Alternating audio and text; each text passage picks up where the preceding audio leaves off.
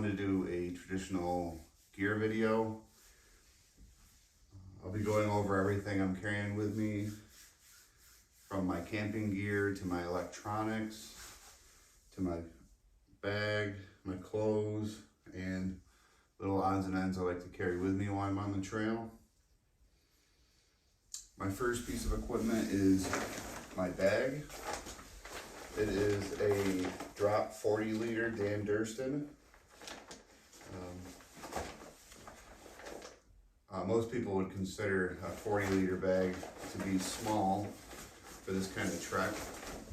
I chose it basically based on the experience of Pure Luck, who has the YouTube channel since we last spoke, who was out on the trail a couple weeks ago, and he didn't carry on his bag, and he had an exchange, and they lost his bag, which put him behind, and I fear that that would happen to me, and I wouldn't want to lose hundreds, if not $1,000 worth of gear, and get it back or not get it back. So that was my main theory behind going with a 40 liter. It seems to have worked out. I definitely maxed out the amount of stuff I can carry in it.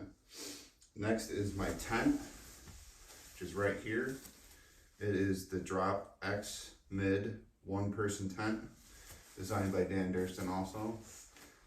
It's one of the best reviewed tents. It only weighs about 1.74 pounds. I'm not bringing the stakes with me because I can't carry on the stakes, so I'll have to get them down in Georgia. Same thing with my trekking pole. I don't currently have a trekking poles. Next is my sleeping bag, which is an Outdoor Vital 15-degree bag. I originally had a 25 I was going to take with me, but the extreme temperature fluctuations on the trail, and then also we have to account for being at higher elevations. It can get much colder than, your regular forecast. Like Georgia this time of the year is usually in the 30s to 40s at night, but that doesn't mean it can't get down into the teens. So hopefully this will be enough. And that weighs approximately 2 pounds. And then I also have a silk sleeping bag liner, which should add a few degrees. It also, these are great to have because they keep the inside of your bag cleaner longer, because you can take this out and wash it. That is less than 5 ounces. Next is my sleeping pad, which I went all out with this one. It is a Gear Doctor Apollo Air, which weighs nearly 1.5 pounds, but it's about 3 inches thick, and it's really nice. It's got an R value of 5.2, which will help even better if it gets cold at night. And then the last part of my gear is the Tyvek ground cloth. Can't go on the trail without. The next section I'm going over is what clothes I'm going to be taking on the trail. And this is going to be starting with minus 33 mid-weight wool. Invaluable on the trail. Keep you warm. You need it. You can't go all synthetic. You gotta preserve the warmth. And then the next thing is I have a Mary Wool base layer thermal pants.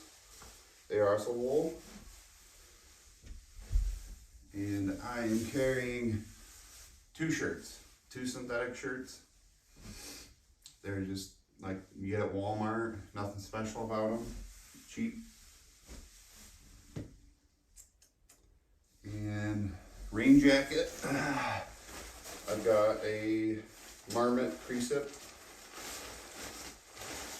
Great jacket. Should probably get a new one, but I've had that for about 5 years. Rain pants. I've got the Frog Togs rain pants. I'm also bringing a balaclava, minus 33 wool. I also have gloves, which I don't have with me, and a nylon stuff sack for all my clothes. so I can compress them and store them separately, not have to sort through them every time I use them. Got a sock bag. You need a sock bag. This will keep your socks dry, and also when you have more dirty socks than clean socks, it becomes great for kind of concealing the stink. Then I have my hat. I just like having a hat, keeps the sun out of your eyes.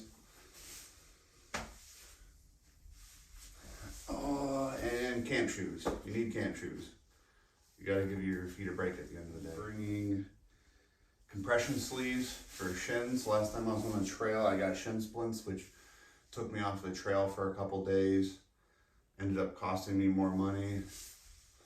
Because I had to stay at a hostel until I felt like I could start doing miles again. I probably pushed myself too hard. I was doing upwards of 20 plus miles after only 2 or 3 weeks.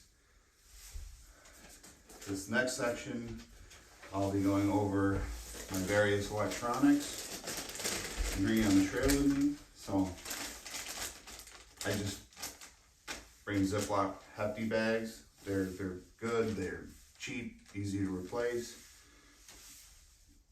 I've got 2 10,000 milliamp batteries,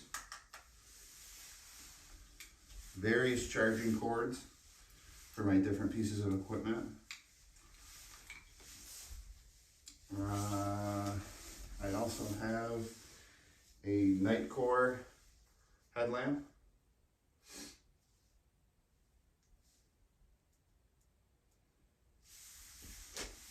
Headphones, can't not have headphones.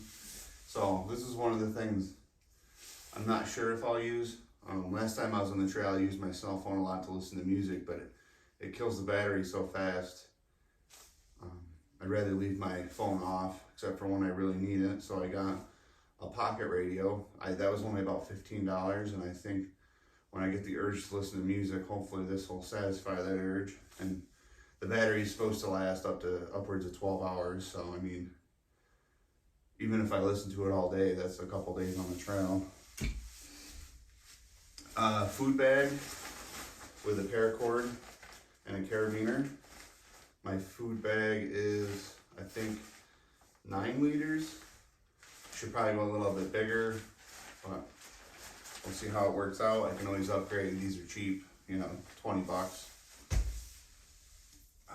I'm carrying this a little bit early, but mosquito net for your head.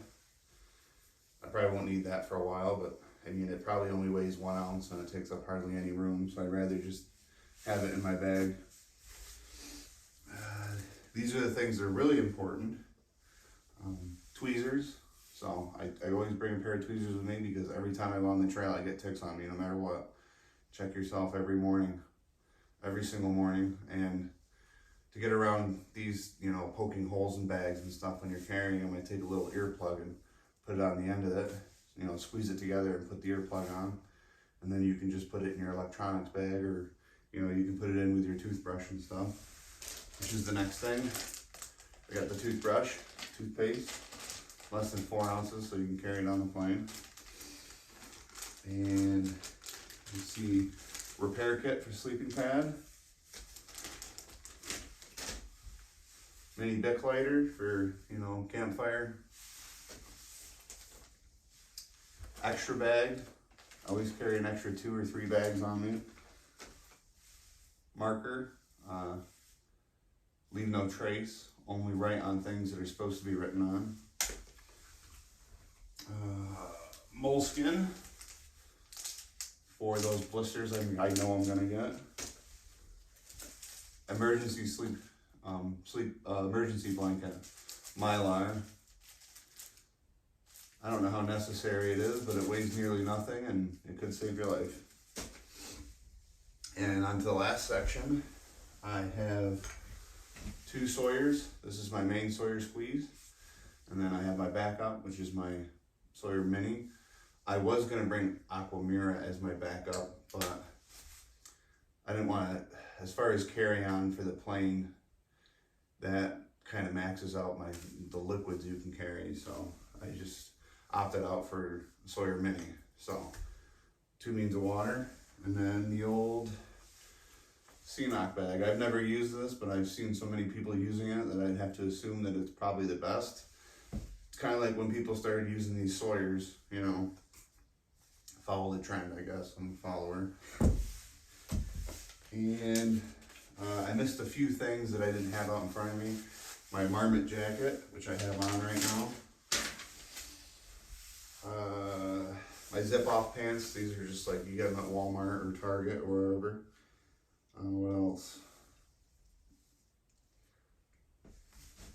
Oh, on my bag, this little tag right here. I'll explain it to people. This tag is from when I worked in the mine, the salt mine. See, it's a red on this side and it's green on this side. So when you're out of the mine, it's red, and when you're in the mine, it's green. So every time you go underground, you flip it from red to green, and when you come up from working underground, you flip it from green to red. I'm carrying it on my bag this year as a representation of me being out of the mine for good. It is permanently red.